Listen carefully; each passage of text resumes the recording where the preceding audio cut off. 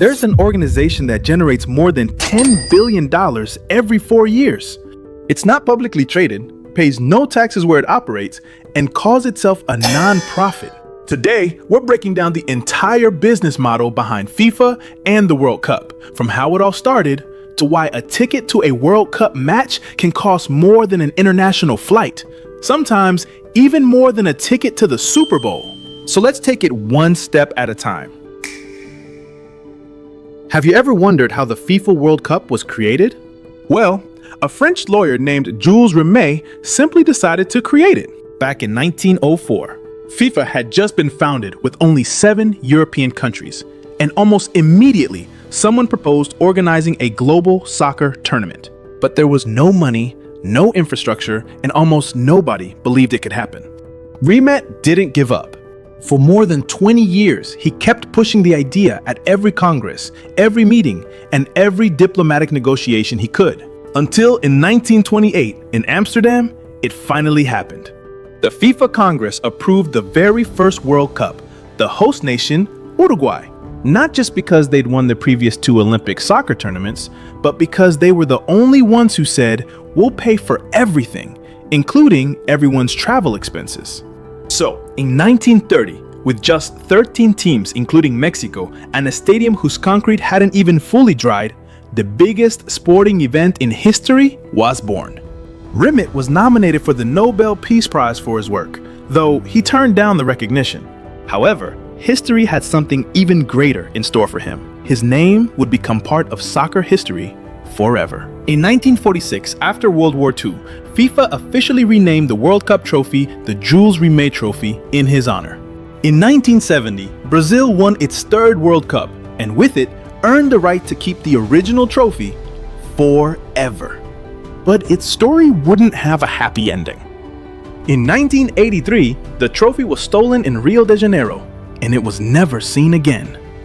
It's believed the thieves melted it down and sold the gold. To this day, its fate remains a mystery. Fortunately, FIFA had already commissioned a new trophy before the 1974 World Cup. The design we know today was created by Italian sculptor Silvio Gazzaniga. It stands 36.8 centimeters tall, weighs 6.175 kilograms, and is made of solid 18-karat gold. Unlike its predecessor, no country gets to keep this one. The winning team lifts it during the trophy ceremony, returns it to FIFA afterward, and keeps an official replica. All to make sure it can never be stolen again. What do you think? So how does a country actually get to host the FIFA World Cup? Hosting the World Cup isn't just a sporting honor, it's a geopolitical business. And for decades, it was surrounded by corruption. FIFA used to choose the host behind closed doors, with only a small group of executives. The result? A series of scandals that led to arrests, FBI investigations, and allegations of bribery tied to the 2018 World Cup in Russia and the 2022 World Cup in Qatar. Take 2010, for example. The same year Qatar won the hosting rights, reports revealed meetings between French President Nicolas Sarkozy, Michel Platini, who at the time led UEFA and was one of the most influential voices within FIFA, and Qatari officials.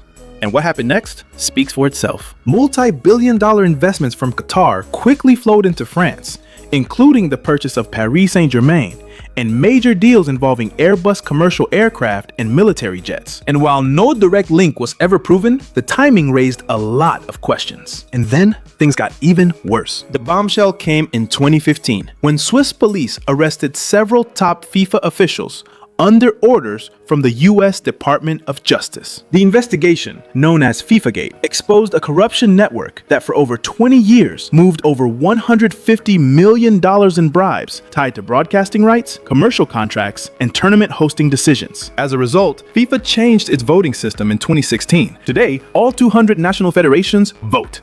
The vote is public, but the real filtering happens before the vote ever takes place. Among FIFA's official requirements, there's one that almost never gets mentioned: full tax exemption for the organization, its employees, its sponsors, and its suppliers. It's not a suggestion.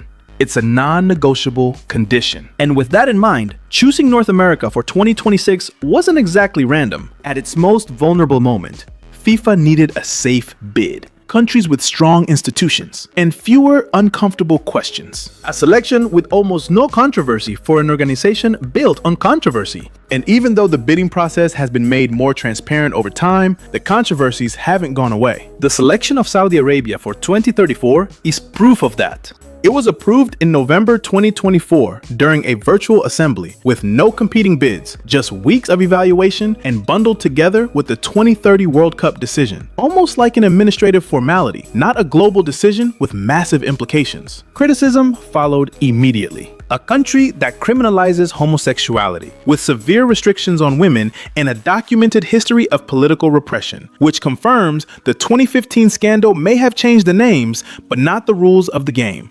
Now, why weren't new stadiums built for the 2026 World Cup? The largest World Cup in history was played in stadiums that weren't even built for soccer. Most of them belong to the NFL, American football. But why did FIFA accept that? Because there was almost no need to convince anyone to build anything. The stadiums already existed. They already had an average capacity of around 68,000 people, and FIFA stepped into the largest commercial sports market in the world. But adapting them wasn't cheap. A soccer pitch is wider than an NFL field. Some stadiums had to demolish concrete seating areas just to install temporary structures. In Houston, simply covering up a sponsored logo on the roof cost $1 million. A logo, $1 million? And every stadium had to remove commercial branding under FIFA orders. For example, at Levi Stadium, the name was covered up, but they left the outline visible, finding a loophole.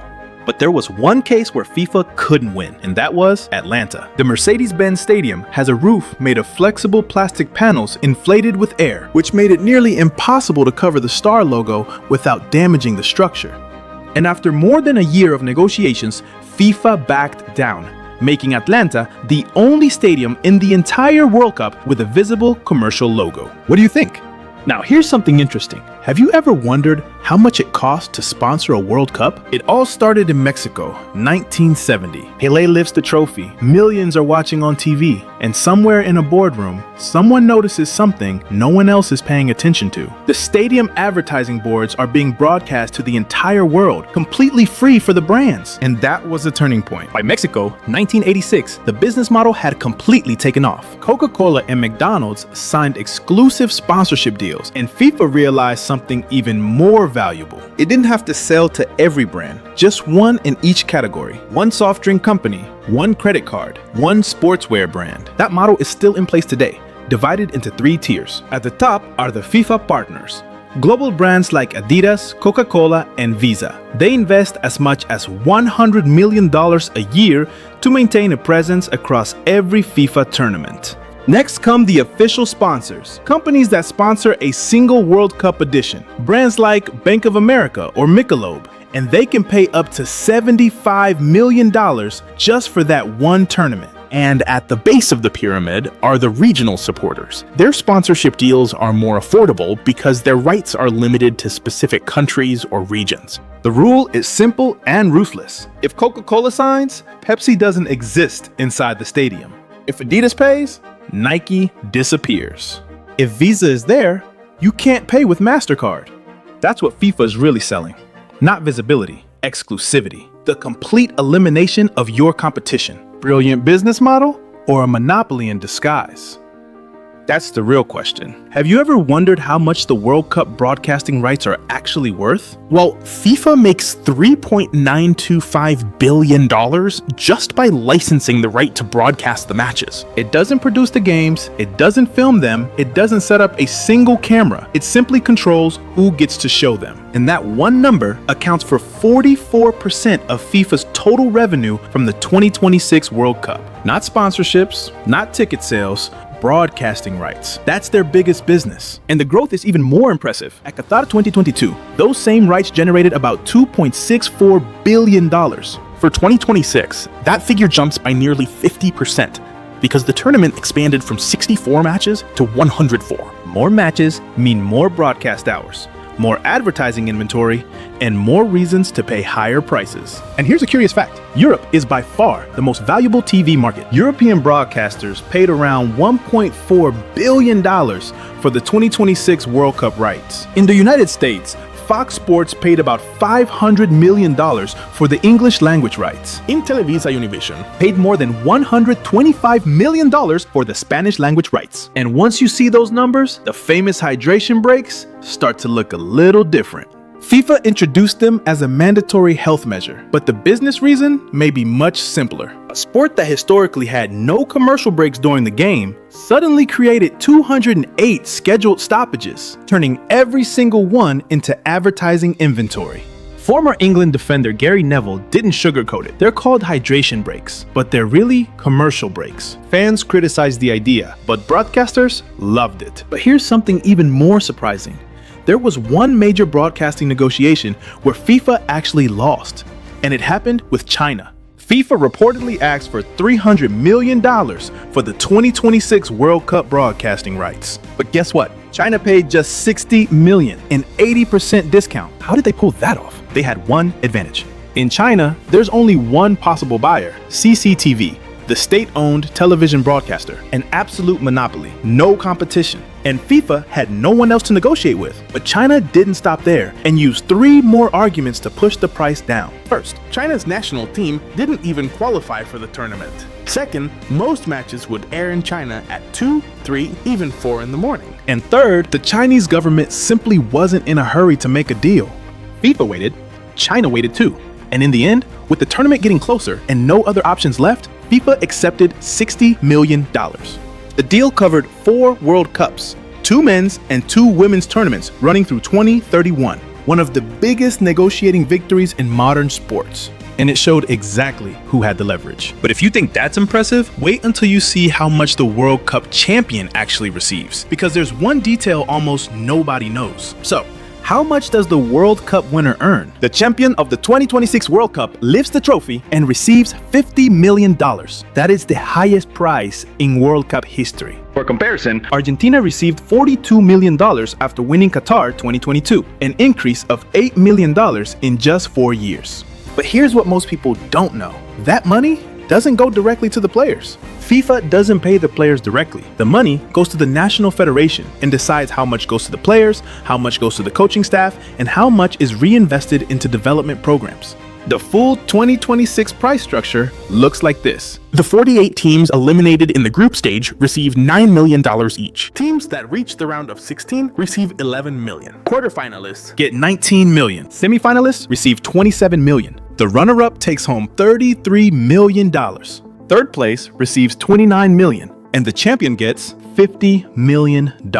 In total, FIFA will distribute $727 million among all participating teams, and that amount represents less than 10% of what FIFA is expected to generate. But there's one detail that changes the math for many teams. For countries playing in the United States or Canada without a tax exemption, local taxes can apply to those prize earnings. Some estimates suggest that a team eliminated before the quarterfinals could spend more than it receives just covering logistics and taxes. In other words, might not actually be profitable. Now here's something interesting. Have you ever wondered how much a World Cup referee earns? The referee who officiates the 2026 World Cup final could make up to $300,000 during a single tournament. Yes, just 39 days. FIFA doesn't publicly release referee contracts, but the Times of London reported the figures, and several industry sources have confirmed them. The base salary for being selected as part of the 2026 World Cup referee team is reportedly more than $100,000. in Qatar 2022, that same base salary was $70,000, and on top of that, referees received bonuses for every match they officiate. During the group stage, between $3,000 and $5,000 per game. In knockout rounds,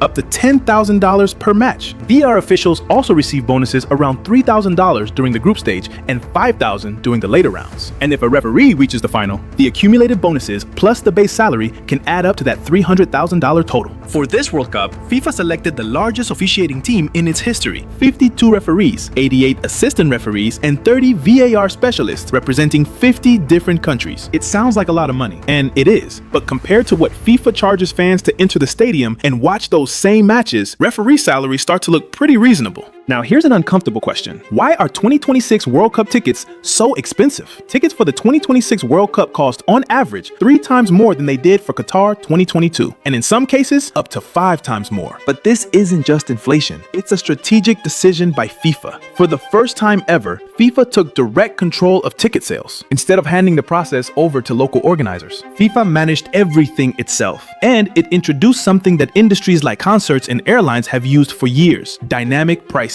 An algorithm adjusts ticket prices in real time based on supply and demand. A match suddenly becomes more valuable because a popular national team advances, a knockout game, or simply because more people want to watch it and the price can rise almost instantly. FIFA also launched its own official ticket resale platform, and it charged a 15% fee to both the buyer and the seller, meaning every resold ticket generated 2 separate commissions. The reaction was so strong that the attorneys general of New York and New Jersey opened investigations to determine whether FIFA had artificially influenced ticket prices. And President Infantino's defense was straightforward. If we sell tickets too cheaply, resellers take the money. At least this way, the money stays in soccer. But that raises a bigger question. Where does FIFA's money actually go? If it's supposed to be a non-profit organization, $13 billion over a 4-year cycle. And FIFA says almost all of it is reinvested into the development of soccer. According to its own official annual report, FIFA claims that 90% of its revenue is reinvested into global soccer, and it points to specific programs. The FIFA Forward 3.0 program has a budget of $2.25 billion for the 2023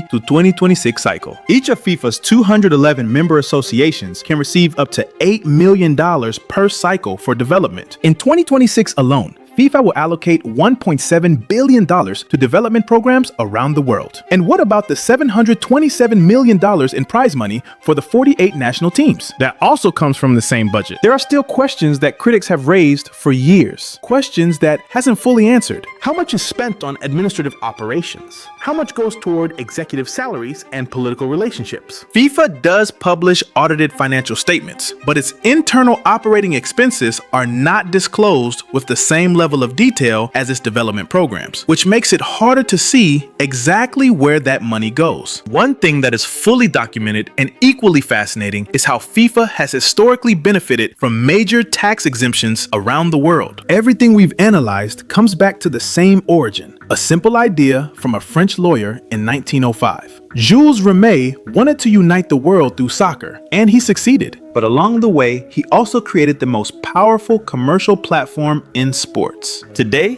FIFA generates more revenue than many countries have in their annual budgets. Is FIFA a villain, a business genius, or somehow both at the same time? I'll leave that up to you. But one thing is certain, every time you buy a ticket, drink a Coca-Cola, visit McDonald's, or watch a match on television, you become part of the biggest financial equation in global sports, whether you like it or not. And the next time someone asks how you know so much, tell them it's because you follow Luis Me Finance.